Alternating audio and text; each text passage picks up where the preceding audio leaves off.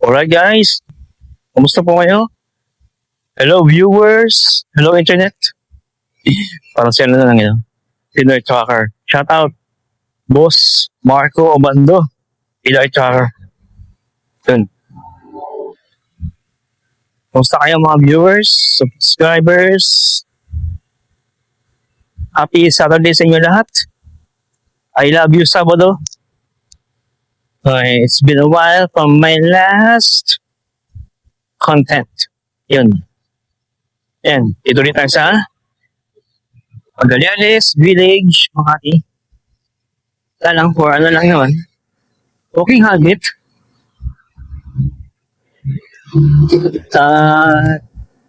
Exercise na rin kahit paano. Yan.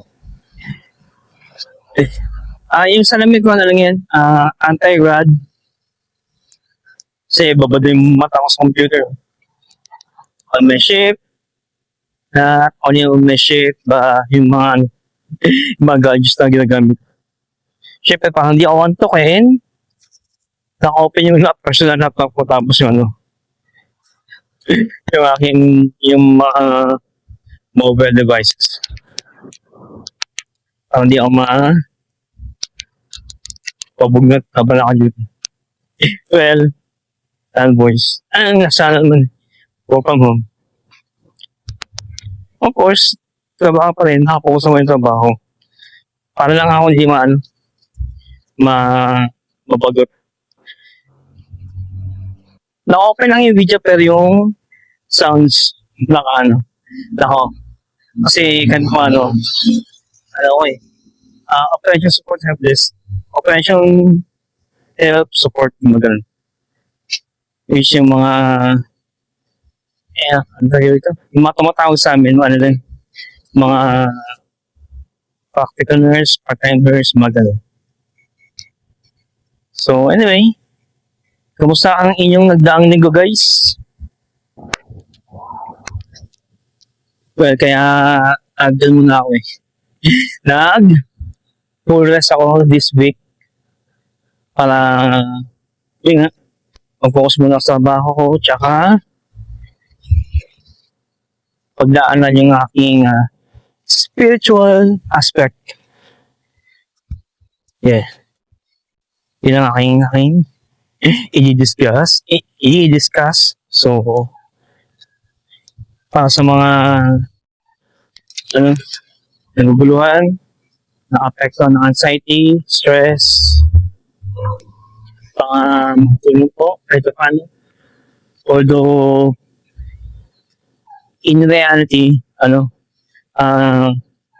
hindi naman accurate, pero makakatulong din kahit paano. So, for mental issues, yun na nga, mental health issues, kindly consult your personal doctor or psychiatrist for the accurate improvement and healing yung mga nagdadaan nating anxiety.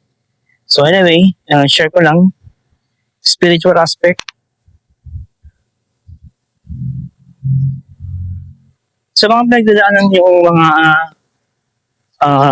biguan, kapigatian, mga bagay na makapagpalukot sa atin, ano mong iyong mga ginagawa?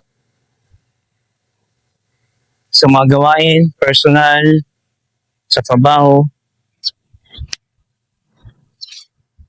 Ano ang iyong ginagawa kapag parang nawawala ka na nai-stress kayo, inatake ng anxiety?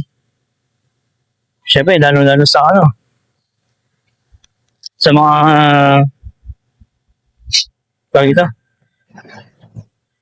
sa mga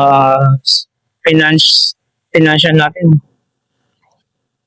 Kapag nakulang at hindi umaabot yung ating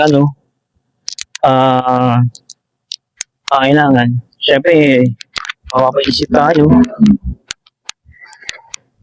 Maliban sa financial, para sa ating mga trabaho, sa mga ginagawa natin, sa ating personal life,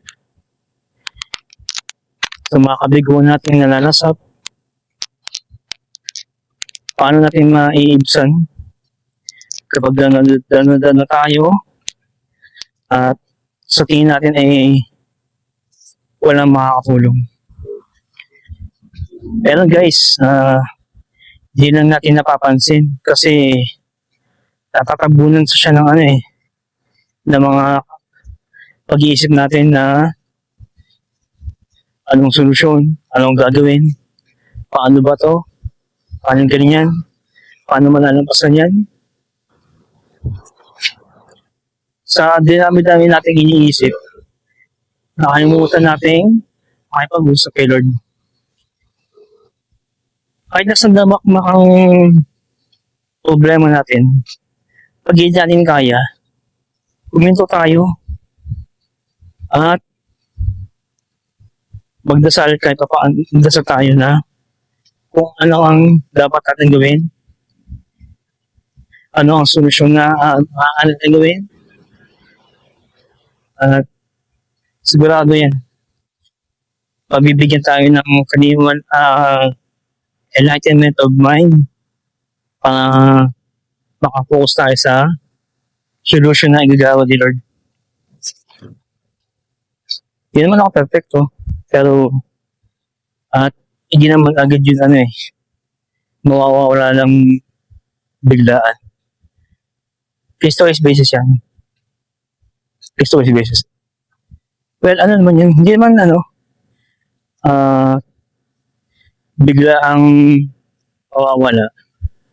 Pero paunti-unti, one by one, pabibigyan, pagkakaroon niyo ng solusyon. Siyempre, bawat solusyon na na-overcome natin sa mga problemang bumabalo sa ating mga ginagawa sa ating buhay, pagbigay din tayo ng pasalamat. Salamat Lord dahil nalapasan ko yung mga unang problema. Hindi gumagana lang. Magdasal tayo. At sa mga susunod sa mga pagsubok na dumadaan, yun lang, igabain niyo po kayo. Ayan. Always pray guys. Yun lang yung sandata natin para malampasan yung mga anxiety, stress, yung mga pagkakataon na hindi natin inaasahan. Yan. At syempre, hindi na naman sa pagdadasal yun. Syempre, umattend din tayo ng mass. Kasi ang mass, highest form of worship. Kahit sa aspect ng religion, anong aspect ng anong religion natin. Ako Roman Catholic ako. Pero pinakamainam talaga is yung umattend tayo ng mass, kung ano man yung ating religion, Roman Catholic, Iglesia ni Cristo, Jehovah's Witnesses, mga ganun. And kung anong natin, kung ano yung religion na kinamulatan natin, yun, mag-attend tayo ng mass. As a prayer, mag-attend tayo ng mass para mas accurate ating pag-ugnayan sa Panginoon. Hindi naman ako perfecto, pero ito kasi yung mga nangyayaring dito, parang na-overwhelm tayo now dahil sa mga problemang bumabalot sa atin sa pamumuhay natin. Nakakalimot tayo. Kaya yung bigat ng problema ay halos hindi mo na makayalis o hindi mo na matibag. Kaya much better na i-build natin yung ating spiritual aspect. Nga, prayers and attendamas. Much better nga kung ano tawag dito. Sa Roman Catholic, ang tawag wait. Yung may pupuntahan kang Pero nangyari sa amin nung high school yun. Ako naghanap nga ako ng ganun retreat. Para nambalik. Isang nambalik. Hindi man nawawala na ito record. Tawag ito. Mas magkaroon pa ng kumbaga sa recharge. Para recharge yung ating faith. Sa Roman Catholic ang tawag retreat Hindi ko lang po alam sa ibang religion. Pero, parehas naman ng proseso siguro. Nagkaibang alam ng panutunan.